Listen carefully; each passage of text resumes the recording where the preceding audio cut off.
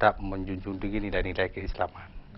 Bukankah bahwa kebersihan itu adalah sebahagian daripada iman? An-nazafatu minal iman. Ya, ini kan perlu disosialisasikan bahwa Islam itu bukan saja salat 5 waktu dan segala macam, tetapi bahwa segala aspek hidup dan kehidupan manusia dan masyarakat itu harus berdimensi Islam, termasuk menyangkut dengan kesehatan. Saya pikir menyangkut dengan hal yang sanksi tadi, saya pikir itu perlu dipikirkan. Namun pemerintah harus sungguh-sungguh. Apakah pemerintah sanggup atau tidak? Kalau mungkin dari sanksi moral itu bisa jadi, karena secara psikologis akan memberikan dampak. Dampak itu bisa positif dan bisa negatif. Nah, saya pikir pemerintah harus melihat ini bagaimana masyarakat itu merespon positif setiap program yang dijalankan oleh pemerintah yang pada intinya adalah demi kepentingan masyarakat dalam hal menjaga kesehatan. Paradigma itu harus dibangun melalui sosialisasi yang cukup mendalam dan secara sungguh-sungguh dan tidak simultan.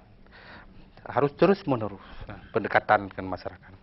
Nah, selanjutnya adalah bahwa masyarakat dilibatkan penuh. Nah, seperti apa yang disampaikan oleh Pak Mukhtar tadi menyangkut dengan jangan sampai proyek dong. Jangan sampai masyarakat seperti itu lagi. Ini kan paradigma yang terjadi hari ini, Pak. Kadang ada rapat pada jomplom. Nah, jomplom hanuja. Nah, itu kita biarkan saja. Memang keadaan kita sebahagian sudah begini.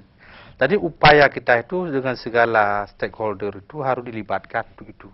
Terutama tokoh agama, para pendidik di masyarakat itu dilibatkan oleh pemerintah secara penuh. Benar-benar ini sungguh-sungguh. Nah, kalau ini sungguh-sungguh, juga media libatkan sungguh-sungguh, terus peran masyarakat libatkan sungguh-sungguh, saya pikir dinas kesehatan nggak akan capek turun kampung. Para tim penyuluh, para pelaku kebijakan kesehatan tidak capek. Oh, ada berita koran, ada DBD ditemukan 2 orang masuk rumah sakit mendadak, sibuk dinas kesehatan. Nah, jangan seperti itu lagi. Tapi kita sudah melakukan antisipasi dari awal bahwa ini daerah ini berpeluang besar akan terjadi penyakit pada musim ini. Nah, itu perlu dijaga. Kalau itu dilakukan secara permanen, kita yakin DBD itu akan terminimalisir. Diturunkan. Nah, jadi kita beri keyakinan kepada masyarakat bahwa ini demi kita bersama. Saya pikir dinas kesehatan hari ini juga bahagian dari dai sebenarnya. Mengajak masyarakat untuk menjaga kesehatan kan juga bahagian dari dai.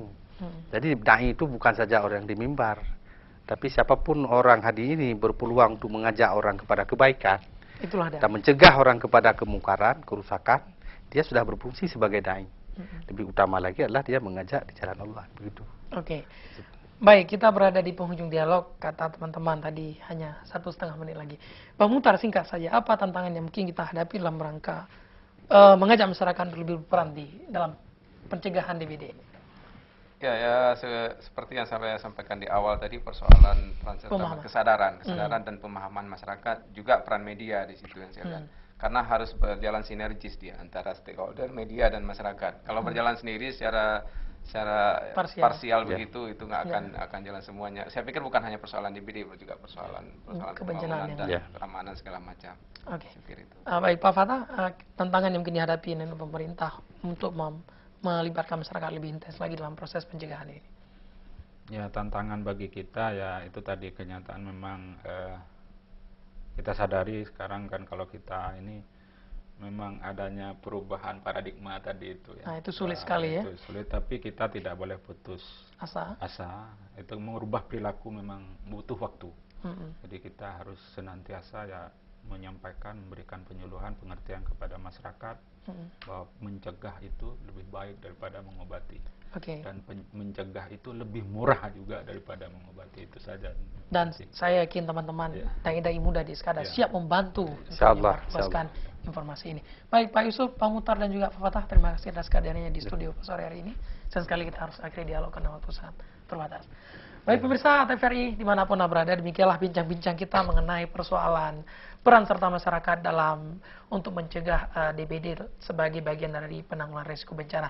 Tentu ada diskusi yang progresif dari kita tadi sampai pada tahap barangkali merumuskan mungkin bila perlu ke depan adanya sanksi-sanksi moral yang mungkin bisa saja ditetapkan bagi masyarakat yang masih enggan untuk peduli terhadap kebersihan rumahnya, kebersihan lingkungannya, dan juga kebersihan kampung dan kecamatannya, sehingga dari nyamuk malaria tentu bisa menyebarkan virusnya dari sana ke sana kemari. Itu salah satu wacana mungkin yang muncul dari dialog kita pada hari ini. Tentu banyak wacana-wacana lain yang mungkin ada dari pendapat masyarakat, tapi paling tidak mungkin ini bisa disinergiskan dan dikomunikasikan sehingga melahirkan suatu kebijakan atau peran yang bisa dimainkan oleh semua pihak maksud kami dalam rangka mencegah terjadinya atau mewabahnya demam berdarah. Dan yang pasti seperti kata Bang Muhtar, Pak Fattah juga Pak Yusuf, adalah sinergisitas atau kebersamaan menjadi kata kunci di sini. Terima kasih, sampai jumpa. Billahi taufiq wal hidayah. Assalamualaikum warahmatullahi wabarakatuh. Waalaikumsalam warahmatullahi wabarakatuh.